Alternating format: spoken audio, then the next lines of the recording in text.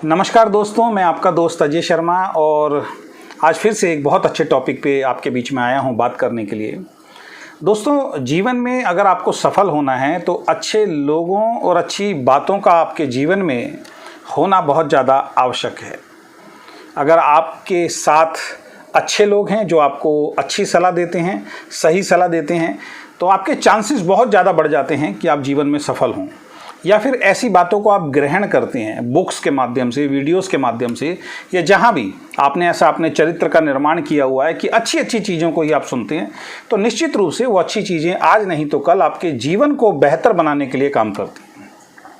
ऐसे ही एक विषय पे आज मैं आपसे बात करना चाहता हूँ। एक बहुत अच्छी किताब है, क्योंकि कहते हैं कि किताबों से अगर आप किताबों को अपना दोस्त बना लेते हैं, अच्छी किताबों को अगर अपना दोस्त बना लेते हैं, तो जीवन में जिस भी फील्ड के अंदर आप काम कर रहे हैं वहाँ पे सफल होना आपके लिए बहुत आसान हो जाता है। मैं जिस फील्ड के अंदर हूँ उसको डायरेक्ट सेलिंग बिजनेस बोलते हैं, लेकिन आज मैं एक ऐसी बुक के बारे में आपसे चर्चा करने जा रहा हूँ जो ना केवल डायरेक्ट सेलर के लिए बहुत ज़्यादा उपयोगी है, बल्कि अगर आप जॉब कर रहे हैं उस बुक को अगर आप पढ़ेंगे तो जॉब में आप बहुत अच्छी अपनी एक उपलब्धि दर्ज करा सकते हैं, अच्छी प्रमोशन पे आप जा सकते हैं, अच्छा आप अपना जो काम है उसको बहुत बेहतर तरीके से आप कर सकते हैं। आप ट्रेडिशनल बिजनेस के अंदर हैं तो अपने बिजनेस को आप ग्रो कर सकते हैं। अगर आप कोई स्टूडेंट हैं, हाउसवाइफ हैं, एक नॉर्मल इंसान भी हैं, तो इस बुक को पढ़ के आप अपने जीवन को बेहतर बना सकते हैं। और इस बुक का नाम है जीत आपकी। ये बुक मैं आपके बीच में दिखाना चाहता हूँ। इस बुक का नाम जो है वो है जीत आपकी। इंग्लिश वर्जन जो है इसका यू कैन विन के नाम से है, और इसके जो ऑथर हैं वो हैं शिव खेड़ा जी। बहुत अच्छे मोटिवेशनल स्पीकर हैं, और ये बुक मैंने बहुत पहले ली थी, लेकिन वो बुक मेरे से कोई मांग के ले गया था, दोबारा मुझे वापस नहीं किया, तो इस बुक को मैंने दोबारा लिया है। और इस बुक पे लिखा है 32 लाख से ज़्यादा कॉपियाँ ऑलरेडी इसकी सेल हो चुकी हैं और 16 भाषाओं में बिक चुकी हैं। तो इससे आप अंदाज़ा लगा सकते हैं कि कितनी बेहतरीन बुक है, जो 32 लाख से ज़्यादा जिसकी कॉपियाँ जब ये छपी होगी तब इस पर लिखा, उसके बाद और लगातार बिक रही हैं, और 16 भाषाओं से ज़्यादा में लिखा गया और इसको लोगों ने पसंद किया है। तो इस बुक में एक छोटा सा टॉपिक है जो मैं आज आपके बीच में ज़रूर डिस्कस करूँगा अगर आपको जीवन में सफल होना है। इसमें एक इन्होंने एक टॉपिक दिया हुआ है, उस टॉपिक के अंदर है अच्छी शख्सियत बनने के कुछ तरीके इन्होंने बताए हैं शिव खेड़ा जी ने। उसमें से 23 तरीके, उसमें से एक जो है 18वां कदम जो हमें उठाना है, 18वां कदम तरीका जो है उसके ऊपर इन्होंने डिस्कस किया है, और वो है सच्चे, ईमानदार और निष्कपट बने। कि जीवन में अगर आपको सफल होना, आप किसी भी क्षेत्र के अंदर हैं, तो सच्चे, ईमानदार और निष्कपट बने, ये उसका टाइटल है। और इस टाइटल के बाद ये लिखते हैं कि ईमानदारी का मतलब नकली और झूठा बनने से बचना है। यानी कि बहुत सारे लोग आपको जीवन में मिलेंगे, आपके जानकार भी होंगे, जो ईमानदार बनने की कोशिश करते हैं। वो कहते हैं हम ईमानदार हैं। तो यहाँ पे एक लाइन लिखी हुई है, क्योंकि कई बार हम किताब पढ़ते हैं तो उसमें समझ में नहीं आता, तो उसको डिटेल में थोड़ा सा मैं समझाने की कोशिश कर रहा हूँ। ईमानदारी का मतलब है नकली और झूठा बनने से बचना। अगर आप नकली बनने से बच गए और झूठ बोलने से अगर आप बच गए तो आप ईमानदार हैं।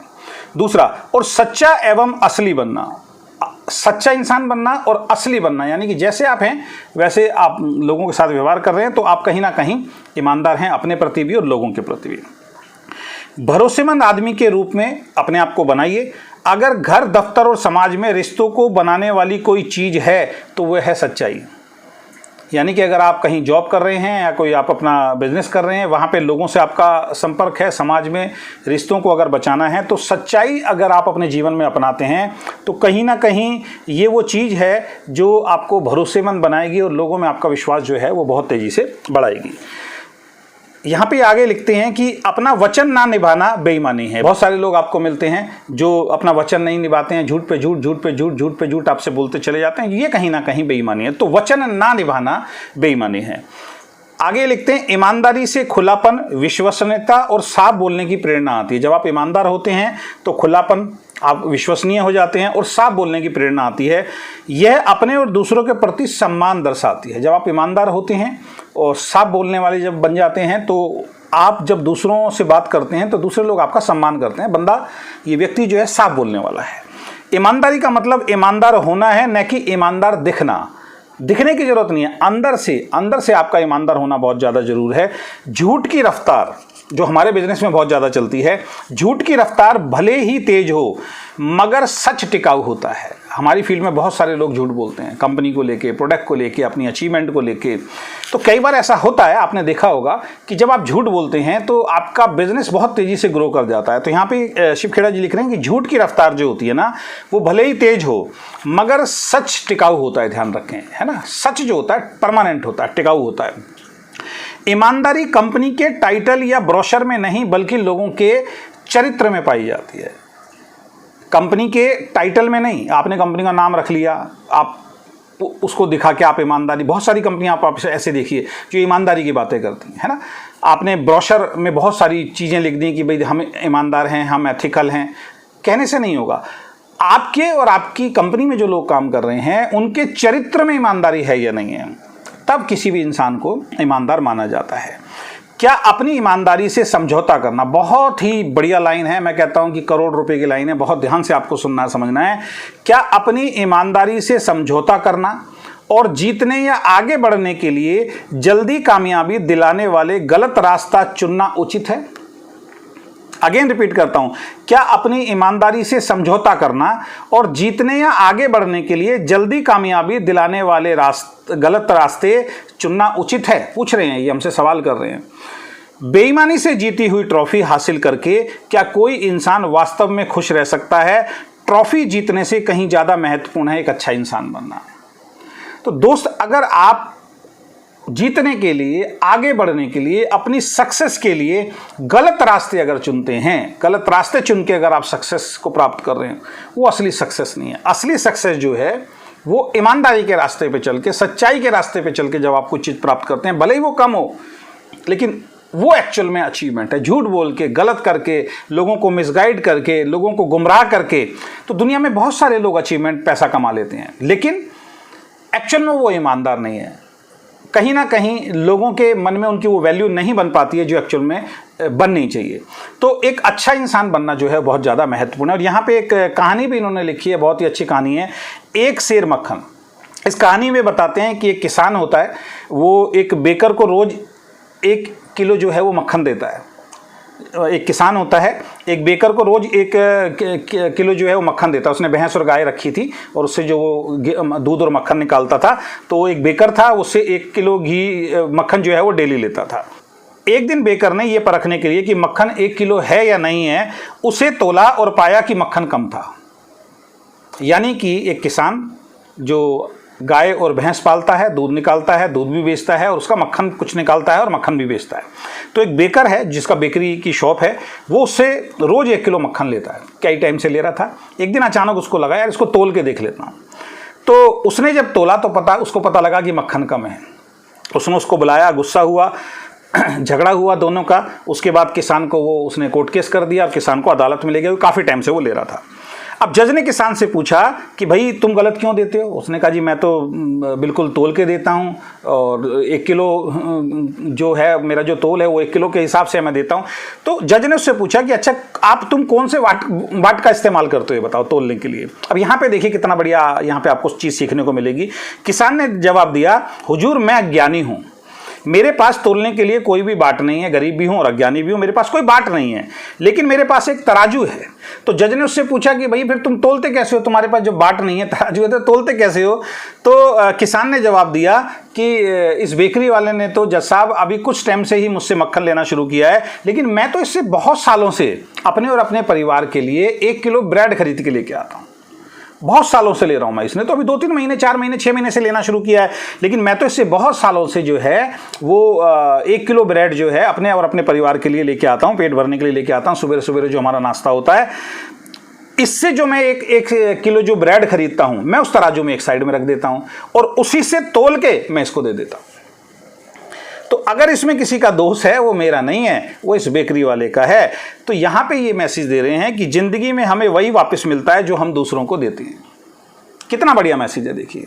अब वो बेकरी वाला ये सोचता था कि इसको कोई नॉलेज तो है नहीं, वो 1 किलो ब्रेड लेता था, वो तोल में कम दे देता था। उसने क्या किया, उसी को तराजू में रखा और उसी को वापस करना चाहिए। कुदरत का नियम देखिए कितना बढ़िया है। यानी कि जो आप दूसरों को देते हो वो आपको कई गुना होके वापस मिलने वाला है, इसमें कोई शक नहीं है। अगर आप लोगों की बुराइयां करते हो तो ये बुराइयां कई गुना होके आपको वापस मिलेंगी। अगर आप लोगों के बारे में गलत सोचते हो तो लोग आपके बारे में गलत सोचने वाले ऑटोमेटिकली बहुत सारे लोग आ जाएंगे। अगर आप लोगों के साथ बहुत बुरा व्यवहार करते हो तो आज नहीं तो कल आपके साथ लोग बहुत बुरा व्यवहार करेंगे। अगर लोगों के साथ आप चीटिंग करते हो, लोगों को दुख देते हो, लोगों को दर्द देते हो, तो ये कुदरत का नियम है। ऑटोमेटिकली भगवान आपकी ऐसी व्यवस्था कर देगा कि आपको उससे कई गुना दुख मिलने वाला है, क्योंकि जिंदगी में वही आपको वापस मिलता है जो हम दूसरों को देते हैं। आगे लिखते हैं, हम जब भी कोई काम करें तो खुद से एक सवाल करें। जब भी कोई काम करें आप खुद से एक सवाल करें, क्या मुझे जो पैसा मिल रहा है मैं उसके बराबर मेहनत कर रहा हूं या नहीं कर रहा हूं। यहां पे मैं एक चीज़ थोड़ी सी अपनी तरफ से ऐड करना चाहूँगा। एक बार मेरा एसी खराब हो गया था और एसी खराब होने के बाद मैंने एसी मैकेनिक को बुलाया। हमारे पड़ोस में एक मैकेनिक था, मैंने उसको बुलाया। ज़्यादातर काम हम उसी से कराते थे। वो आया और आके उसने एसी को चेक किया। मैंने उससे पूछा, भाई साहब कितना खर्चा हुआ। उसने बोला, सर ये इसमें तो आपका ये प्रॉब्लम हो गई है, ये प्रॉब्लम हो गई है, फलाना हो गया, गैस भी लीक हो गई है। और उसने मेरे को तकरीबन 3,500-4 हज़ार का खर्चा बता दिया। मेरी आदत है, मेरे साथ एक बार कुछ ऐसी प्रॉब्लम हो गई थी, मैं रीचेक जरूर करता हूँ, एक सेकंड ओपिनियन जरूर ले लेता हूँ। मैंने फिर किसी दूसरे एसी वाले को फ़ोन किया। उसका ऐसे ही, जैसे मैं बाहर जा रहा था तो बाहर एक खंबे के ऊपर जैसे एक पोस्टर से चिपका हुआ था, तो वहाँ पे लिखा हुआ था कि एसी वॉशिंग मशीन वगैरह ठीक करानी हो तो संपर्क करें। मैंने उसको कॉल किया। उसने कहा, सर मैं आता हूँ। 1 घंटे बाद वो मेरे ऑफिस के अंदर आया। आने के बाद उसने ऑफिस चेक की, उसने एसी चेक किया। एसी चेक करने के बाद बोला, मैंने कहा बताओ क्या खर्चा आएगा। उसने कहा, सर इसमें मेरी लेबर वगैरह सब कुछ लगा के तकरीबन 600-700 रुपये का खर्चा आएगा। मैंने कहा क्या चीज़ है। कह रहे एक छोटा सा कंडेंसर है, वो कंडेंसर ख़राब हो गया, मैं लाके चेंज कर देता हूँ। वो कंडेंसर लाया, उसने लाके चेंज किया। आप बिलीव नहीं करेंगे, मैंने उसको 1000 रुपये दिए और मैंने उसका नंबर लिया।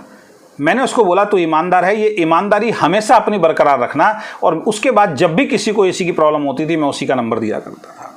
उसका नंबर देना हमने बंद कर दिया, उससे काम कराना भी बंद कर दिया।